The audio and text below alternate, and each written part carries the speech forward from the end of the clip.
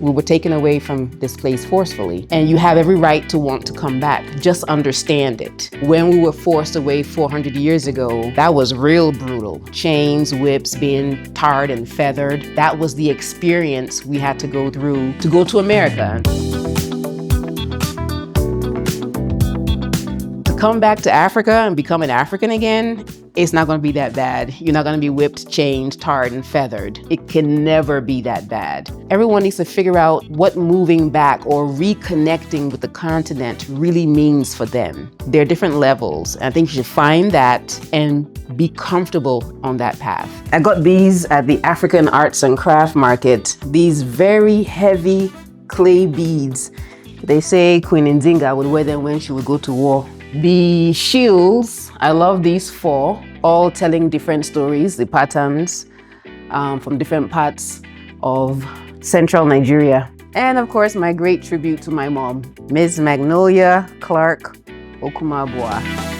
Racism is part of America's culture. I mean, racism is American culture. The country was built on taking land from one race, bringing another race to build up the country. And so that was the fabric of our everyday lives, or my everyday life in America. Being a proud Nigerian American girl and recognizing that I was in a space where I wasn't really respected in my full glory as an African woman, as a Black woman. Hi, my name is Madali Okumabua. I am 56, I'll be 57 next month. I was living in Atlanta and now I'm living in Abuja, Nigeria.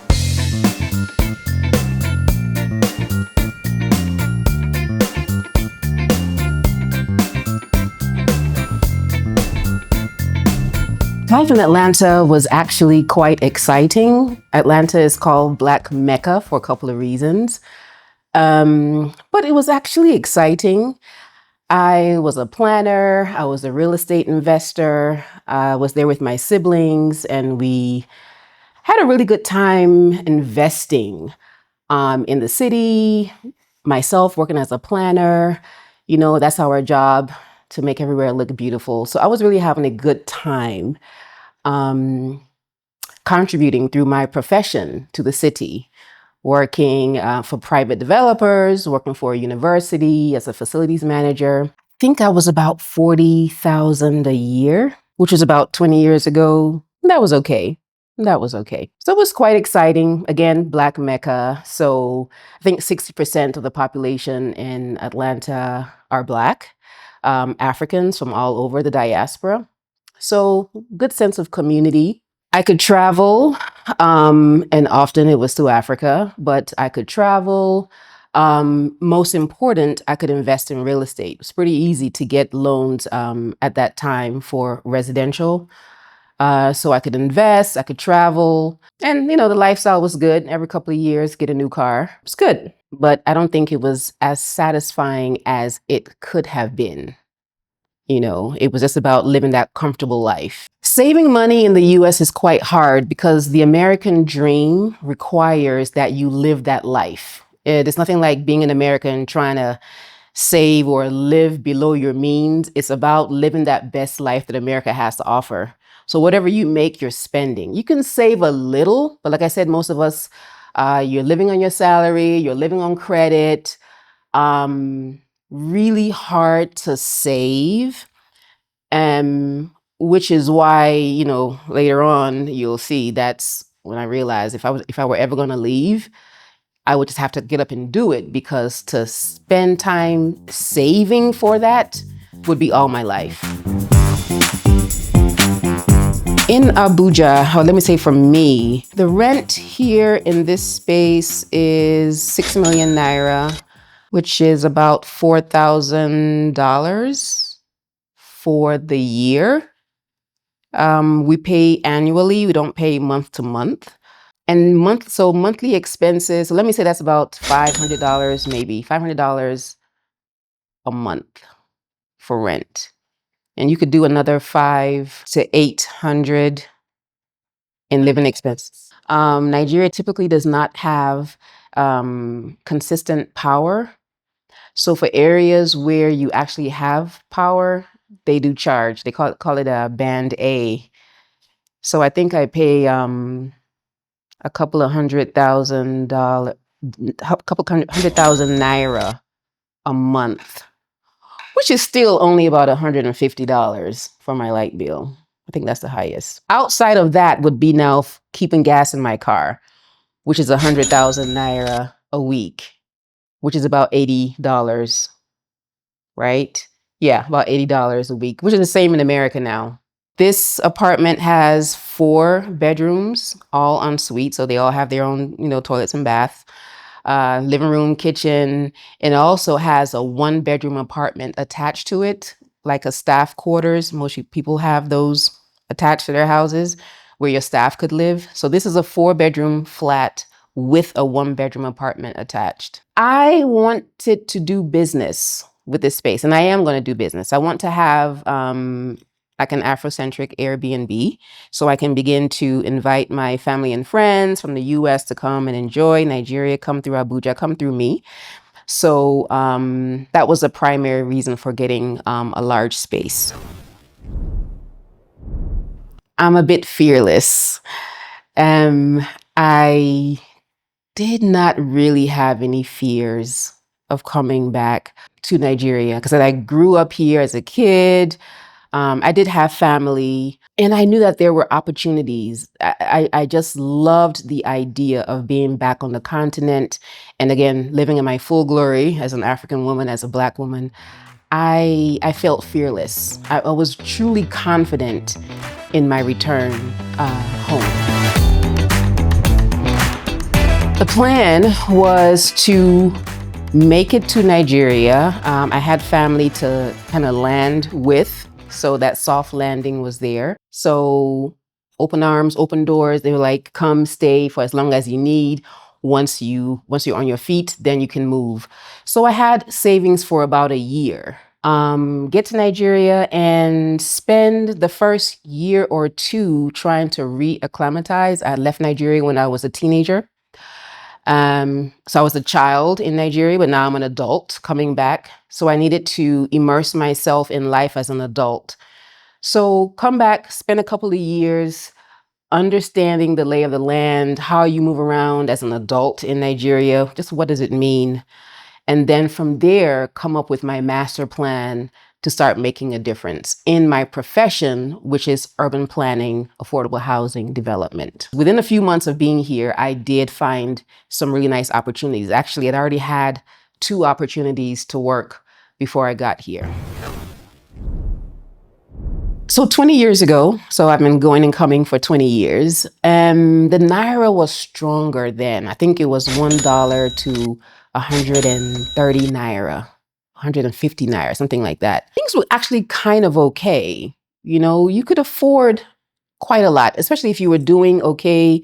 You were being paid well. I think when I first landed, 300,000 a month was one of my first paychecks for a contract that I had then. And that was quite a lot of money, 300,000 Naira, which would be about $2,000, I think. Yeah. Equivalent of $2,000 then, 20 years ago. That was a lot of money. So I have to say that my landing was soft. Officially, I relocated to Nigeria January of 2007.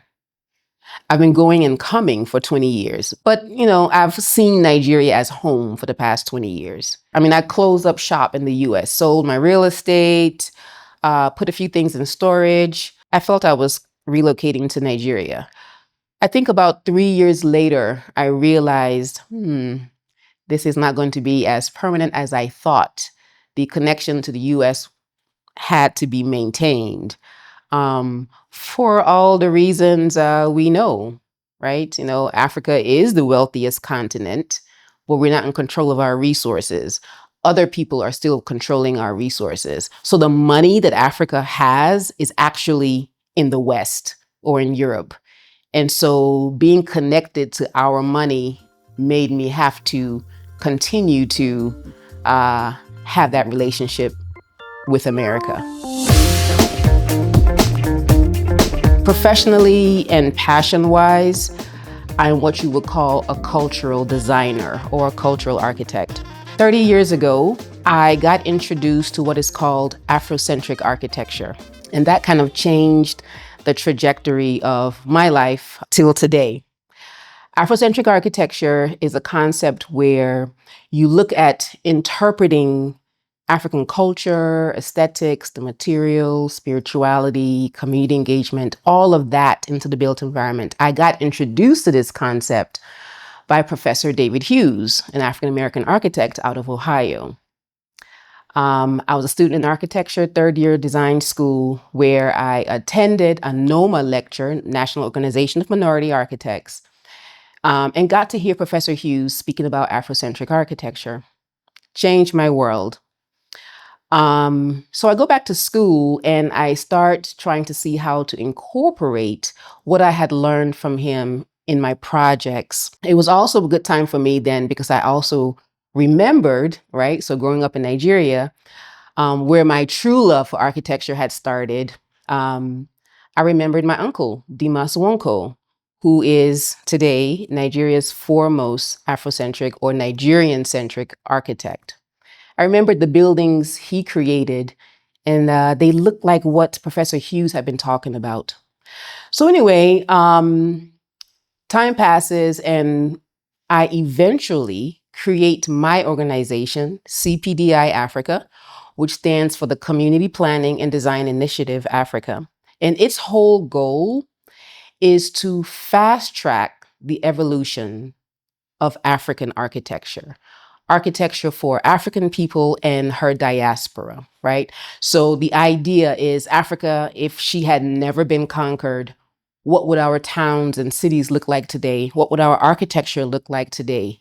From the lens of our authentic ethnicities. So whether it's Ishekiri architecture, whether it's Idoma architecture, whether it's Igbo, Hausa, Ashanti, Zulu, Jamaican, Haitian, right? So if we had not been conquered and we had continued to evolve as different African civilizations, what would our built environment look like today?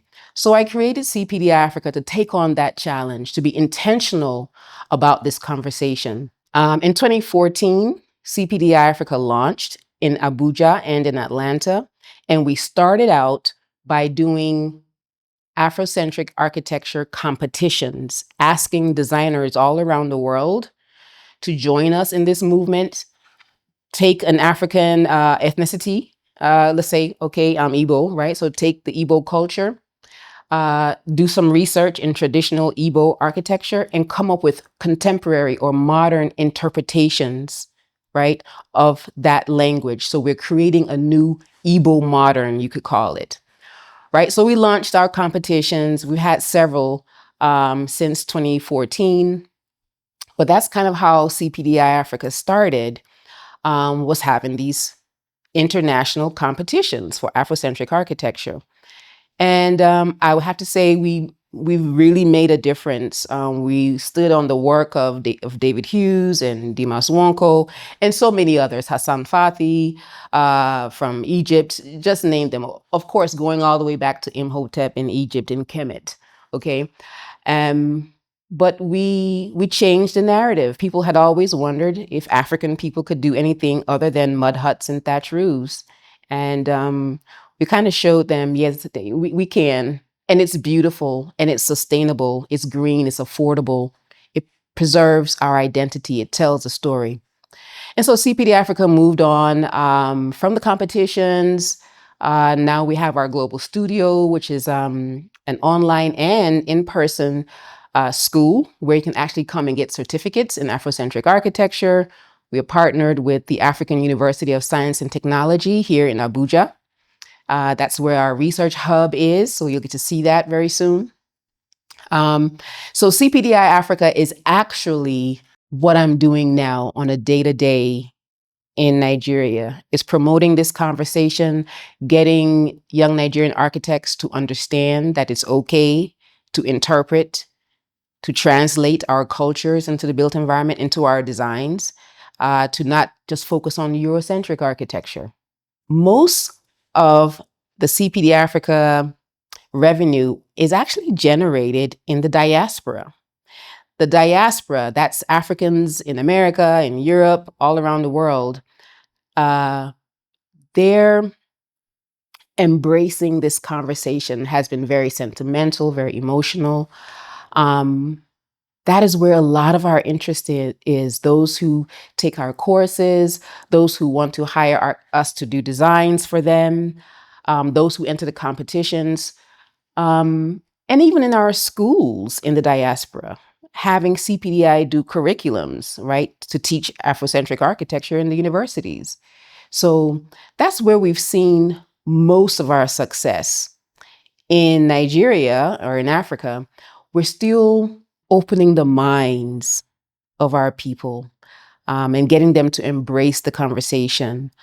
We're seeing the difference in the next generation of architecture students who are graduating and having the courage, first of all, in school to bring this conversation to their classrooms, and then now to bring it to their clients when they're getting out there in the real world and working, and the clients saying, I think I understand what you're trying to say. I think I might try that.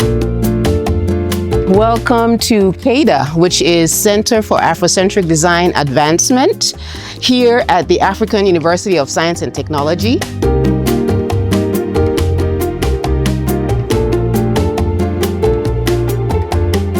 Welcome to our hub. This space, we're all about teaching designers, professionals, how to incorporate culture and ethnic philosophies into their modern African masterpieces. They learn all about the 5 elements of CPDI African-centered architecture, which focuses on culture, aesthetics, spirituality, local building materials, and community engagement. These are some of the exciting winning designs that have come in from our competitions. As we said, we have them every 2 years, and we're excited about our new one that's going to be launching this 2026. But here you have some of our bestseller designs. Edward Soto with the Ifa House, Omo House by Roman Gorshkov. These are architects from all around Europe, Russia, the Caribbean, Africa. Here we have from Ethiopia and the Republic of Benin, right? So this is what we do here. We teach, we have our curriculums, we have workshops, we have excursions where designers can go and witness actual, truly built Afrocentric designs in the built environment, right? So we've moved from theoretical frameworks and into manifestation. Again, our 5 elements that produce authentic African-inspired architecture. All right, we'll take a tour, but quickly, here are some of the materials that we talk about. What are those standardized local building materials that we should incorporate into our architecture that preserves that story, right? That resolves those sustainability issues, those affordability issues, right? Standardized clay bricks, these here by Nibri, out of Nigeria, the Nigerian Building Roads and Research Institute. We're really excited about these samples here by the great Dimas Wonko, right? We got about 5% cement in these blocks, and they're designed in this model because the artisans are more familiar with this shape and this form. It's easier for them to use. But these are his latcrete blocks that he produces at his factory in Delta. These here are our mentors. We never start a story without talking about those whose shoulders we're standing on. Once again, the great, famous Dimas Wonko, Nigeria's master Nigerian-centric architect, and Professor Architect David Hughes, who wrote that theoretical framework on Afrocentric architecture that became the Bible. And CPDI was developed by standing on their theoretical framework. So we always give honor to whose shoulders we stand on. As we move into our gallery, we showcase once again winning designs that have come in from our competitions. We have works here by Aisha Aminu, her winning design from 2017, channeling Egyptian and Sudanese architecture. We have architecture from Haiti by young architect Wudza. Several designs, even from Nigeria here. Again, more building materials, right? We have so many examples of these sustainable materials You cannot talk about African architecture without the materials, but there's so much more. Aesthetics, spirituality, all those good things. Very popular design here, the mask, coming in from a Russian civil engineer, actually, channeling inspiration from 4 masks throughout West Africa. Okay, works by Ikechukwu Igbo Architecture. And so we go on all down the space. And once again, we welcome students, high schoolers, university students, professionals. They come in and really read through the inspiration that was submitted in these narratives by these architects, international architects, responding to African and diaspora culture. Okay, so it's not just for the continent, it's for everywhere that Africans have found themselves. Okay, some more winning designs by architect Chibuzo.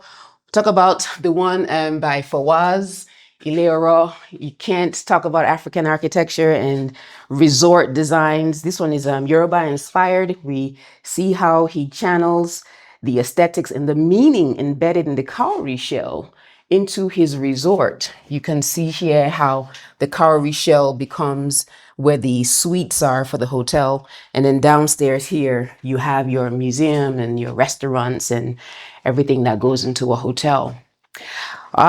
This winning design by Robert Eze, an African-American of Nigerian heritage, inspired by Edo culture. We see what he does with the beads, right? He transforms them into the aesthetic inspiration. But once again, it's so much more. But it goes into his Idia Cultural Center. He's doing really well in raising funds to get this built in the US. Our iconic design, Iton Complex, by 2 winning designers from Lagos. Again, channeling that story, that narrative from Yoruba culture. They've embedded it into their calabash, which they've dismantled and reassembled as a skyscraper. It's a live, work, play. You have living downstairs, you have shopping, you have restaurants, you have that green space for that outdoor sit out. That's the kind of architecture you want to see when you come to Africa. Buildings that have identity, right? That's where you stop and take your Instagrammable moments, right?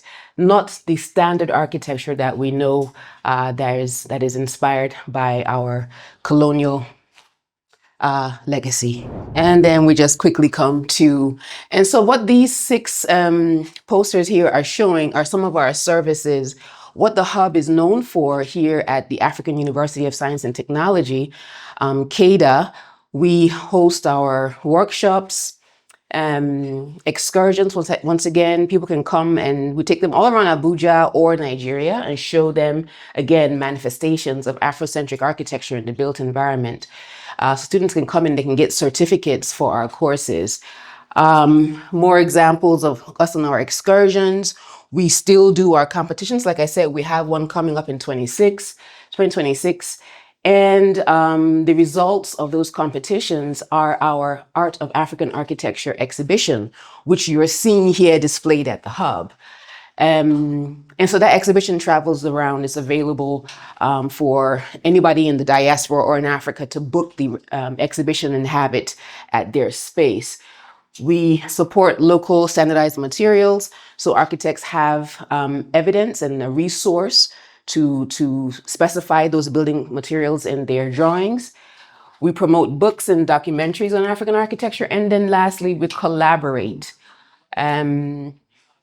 What do you need to do on your project to make it Afrocentric? That's what we do. So we collaborate. So these are 6 of our services. And then the last thing I'd like to say is our courtyard outside. We're very blessed when we got this building that it actually had a courtyard, that interior courtyard, which is the heart and soul of African architecture. So in our courtyard space, we get to have events, exhibitions, meet and greets. So we love our little courtyard. All right, so meeting our team, we've got an amazing crew of designers, architects, planners, computer scientists who are working on all things CPDI Africa. Mohammed here just joined the team. We have here Ife, she's into geography, and she's working on planning, research, building materials, talking about the effect of us sourcing local materials and what the impact is in our environment. Bube here, our senior architect, working on lots of new prototypes in our book. Bube, look and say hi. Can you imagine? Ife here is also working with us on the competition. She's our project manager for the new competition that we're launching here in 2026. Ife, say hi. She is serving, doing her NYSC, and so is Abdul. He's killing it with our renders. Abdul, say hello. All right, so this is our team. And we are excited to introduce them to the public. We've had quite a few who've come and gone. A lot of them we haven't even met. They work remotely from all around the world. So we're excited to have this team here in our space, physically working on the future of CPDI Africa. The last 5 years, there have been a lot of changes. The economy has changed. The value of the currency in Nigeria has changed. Security, things have changed. The relationship between Nigeria and the West and America has changed, changing every day. And this is not an environment where you can actually walk into banks and get loans for business development or to start a company. We don't have credit cards and things like that.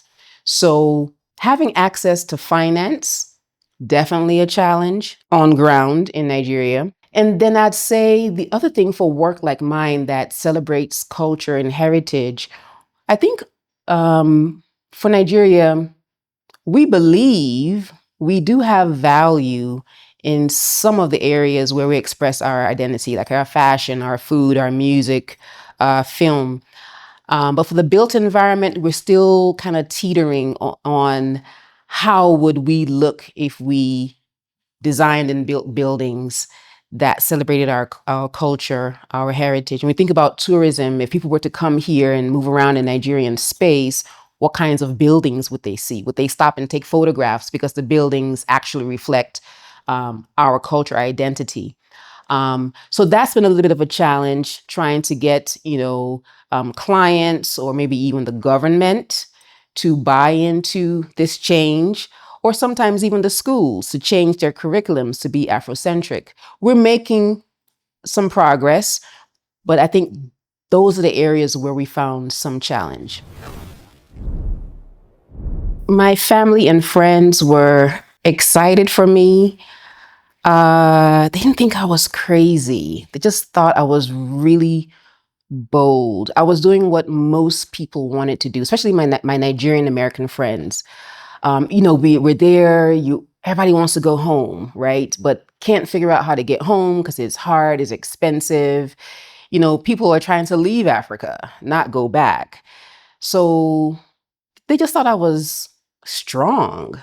And I thought I was being normal. Of course, you go back home. It's not as if they were, bombs dropping on the entire continent. People were there living, thriving, having babies, getting married. So why couldn't I? I was totally confident. So I felt fine. But I think most people just felt I was very courageous. No one tried to stop me.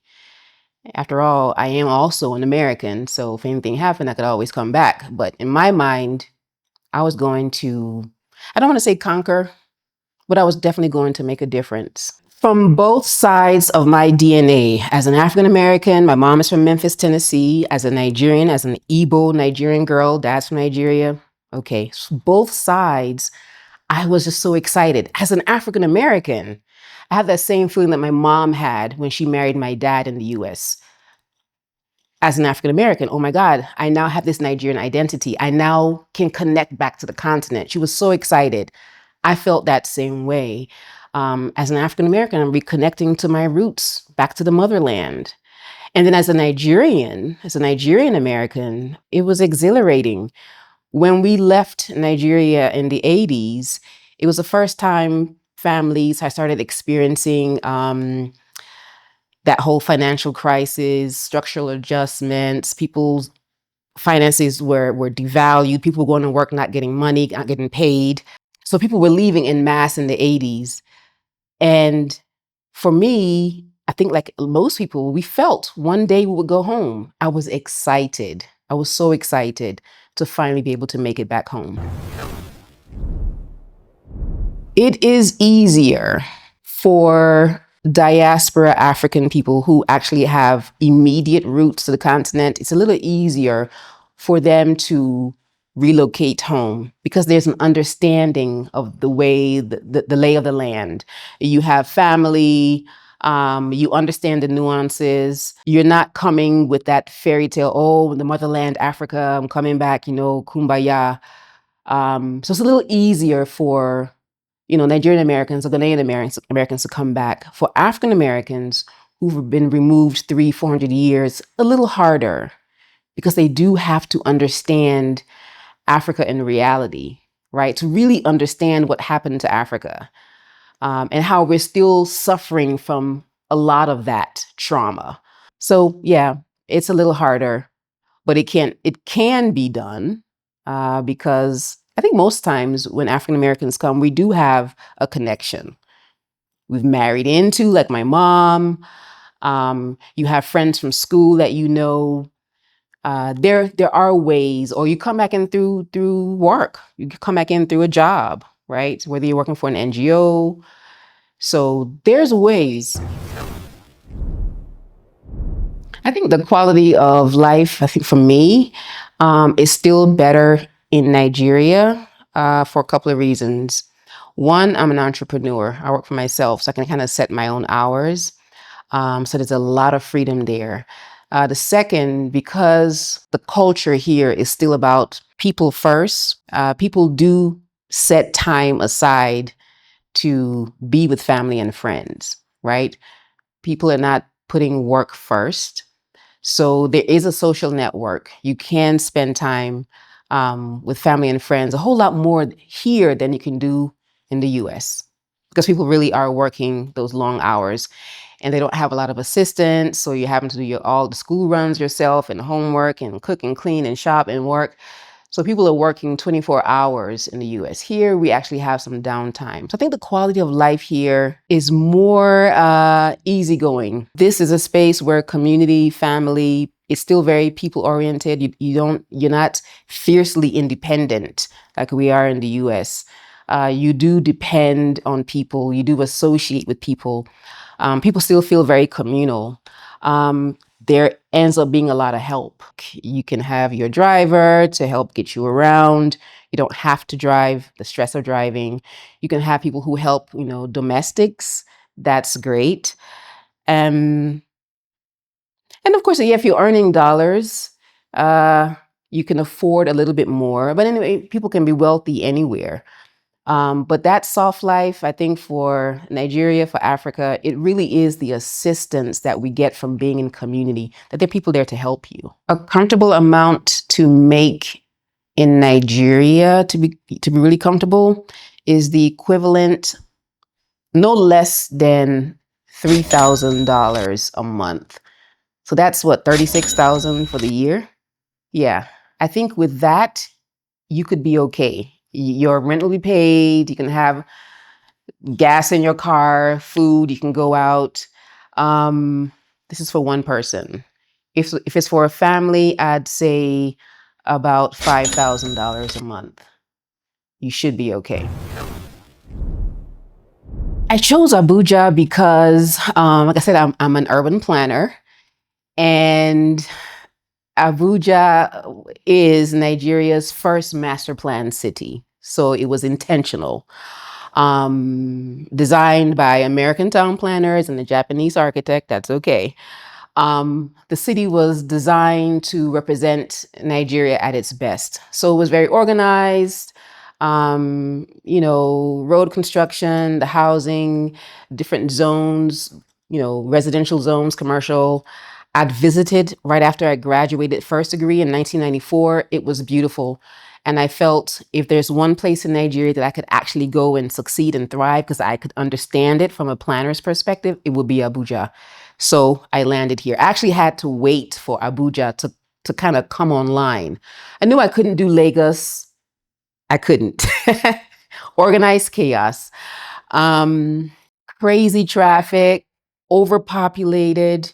Although the center of excellence for Nigeria, I mean, Lagos equated to Nigeria for all, since 1960. Um, but I couldn't understand the chaos of Lagos. So Abuja was that ultimate destination. I also couldn't go to my village because it's my village, right? It's a little small hamlet.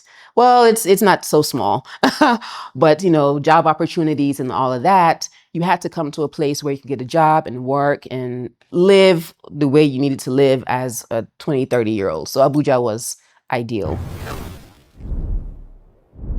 For me, as an American, Igbo Nigerian American, I think I realized now at this age, I have realized that I do have several identities. I I am a Nigerian with an African American operating system within. And so I'm now quite aware that in either space, I'm always going to be other or othered. Um, and that's just how it is, right? I do have a Nigerian name. I do have a Nigerian heritage. I am an African American.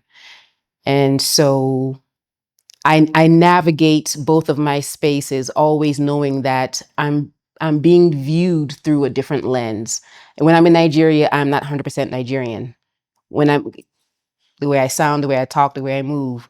When I'm in America, I'm not 100% African American because you hear a little bit of an accent, you see my name, and you know I'm from somewhere. So for me, I walk a fine line with two identities. Dating in Nigeria is interesting because, well, let me say interesting good, because the culture still is very strong where most people, by the time they hit 30, they're married. Which is fantastic, right? Everybody wants to be able to get married. And if the culture has changed wherever you are, that people are not getting married, you want to ask why. But in Africa, people are still getting married.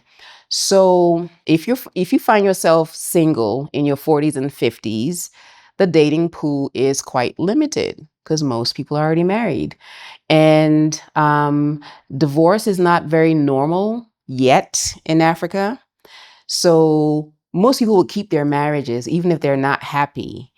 But because polygamy is also part of African culture, what most people do, what most guys do is, even if they're happy in the marriage, they'll still have their second and third and fourth wives. They won't marry them, right? They'll practice an unofficial form of polygamy. So most people that want to get into the dating scene, onto the dating scene would have to find themselves being open to being a mistress. Not the best, but it's actually part of the culture. But if you don't want to partake in that, then you do have to be very patient to meet in this case, your Nigerian king. They're out there that are doing very well. They're open to love. They're open to marriage.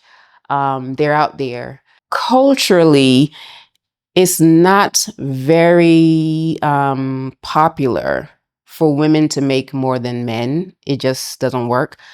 However, there are some cases of women that earn more, find true love, and they make it work, right? Because it's not really always about the money. So if the money is coming into the household and it can be spent the way it needs to, then there can be respect between men and women. Also, being an African American woman, I've been in the space where we say often in the States that it's hard to find a good man. You have to open, your eyes, look other directions, other locations. Finding love, I think, for African American women or African women in the diaspora in Africa, great opportunities, great chances, great people. I think that the issue is not going to be about money. It's going to be the cultural difference. because you might come here with a lot of money. That's fine. That will solve the problem. There are men that are here. It's a cultural difference. If you're able to understand the way he thinks, right? Culture plays a really big role here. And there's so many different ethnicities, right? So what's accepted, what an African American man might not think is a big deal, an African man might think is a big deal. So can you get over that cultural hurdle? I think that's a bigger challenge than money. Moving to Nigeria has taught me, yes, I was as strong as I thought I was. Because you have to be strong. You have to be strong. Um, I am resilient. I am committed. If you were not committed to something that you believed in, you couldn't survive in moving anywhere, I would say, especially moving to Africa, where, again, it's a developing continent. We were developed before we were, but yeah, that I'm a dedicated person. Right. So when I moved here back in '07, Nigeria was in the throes of a lot of excitement. We had President Olusegun Obasanjo, our first civilian president after many decades of military rule. And he'd gone around the world asking Nigerians to come back and help him rebuild the country. That was around the time that I came. Also, the West, America, was having some kind of financial depression, if you remember. It's pretty tough. So thousands of Africans moved home, thousands of Nigerians moved home. And I was in an organization called NIDAN, Nigerians in Diaspora Alumni Network. And it was wonderful. We had great community, Nigerians who had been abroad forever, now back on home soil together, trying to help each other to navigate the space. It was great. Unfortunately, most of them have relocated back because times change. New presidents come in, they don't maintain what the first was doing, opportunities begin to dry up. And so that community has really gone away. Just a few of us, about 5 or 6 of us now. Yeah, I think that the move to Africa is being romanticized by a lot of people. I did it myself, right? The biggest thing is just understanding. You have to do research about a place, especially Africa, right? 54 countries. If you're going to come, do your research. I mean, if I were going to move to America or to China, I would do my research. So the first thing is to do your research so you understand where you think you're going to, so that you're prepared. I think that's all. I mean, we should definitely have that romantic wish and desire to move back to our continent. We should. Yes, I think everyone should. We were taken away from this place forcefully, and you have every right to want to come back. Just understand it. It's not going to be easy. I used to say, when we were forced away 400 years ago, that was real brutal. Chains, whips, being tarred and feathered. That was the experience we had to go through to go to America and to become African Americans. To come back to Africa and become an African again, it's not going to be that bad. You're not going to be whipped, chained, tarred, and feathered. It can never be that bad. But whatever the little challenge is, just be prepared for it. Learn, right? And prepare. Save your money. You're not going to come back to Africa. Not everybody's going to come back and live here forever. Some people can say, yeah, I'm done with America or Europe or whatever. Some people just come spend 10 years, come spend 2, just come for vacations. I think everyone needs to figure out what moving back or reconnecting with the continent really means for them, right? There are different levels. I think you should find that and be comfortable on that path. So my retirement plan, this is where I'm going to default to just really being an African, right? And that is, it's about family. It's about family. Who are you going to be with when you're old? It's your family. It's either your children, it's your siblings. It's a community that you've built while you were young and living, right? So my retirement plan, believe it or not, is going to be in my village. I'm believing that my brothers are going to come back. They're in the US right now, my sister. I'm believing that we're going to retire in the village like my parents did. Our family property is there, our home, our plantations, all of that. So I'm believing that I'll be retiring in the village and I'll be with my family. If in the event I don't do that, then yes, I always have America. There's Social Security, if it's still going to be there, a little bit of savings, 401k, you know. And if my family is in America, I'll be with my family. So I think for us as Black people, that's still where we put a lot of our investment in is with family. Um, so yeah, I'll either be in the village in Iseluku in Delta State, or I'll be in Atlanta, Georgia with my siblings. For anyone who's going to choose Nigeria, just understand that you're going to have to be the strongest of the strongest. I mean, I think most African Americans are Nigerians because, you know, it takes that, it's a Nigerian DNA and spirit that can survive that middle passage and get into America, right?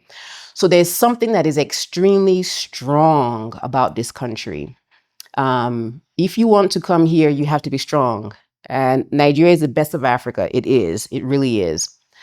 So if you want the vibe, the aggression, the success, just all the energy, come to Nigeria. If you want a calmer experience, then yes, go to Ghana. If you want that real soft life, just I'm living, I'm chilling, just go to Kenya. If you want to feel like you are still in America some kind of way, go to South Africa. But if you want Africa at its truest, authentic root, come to Nigeria.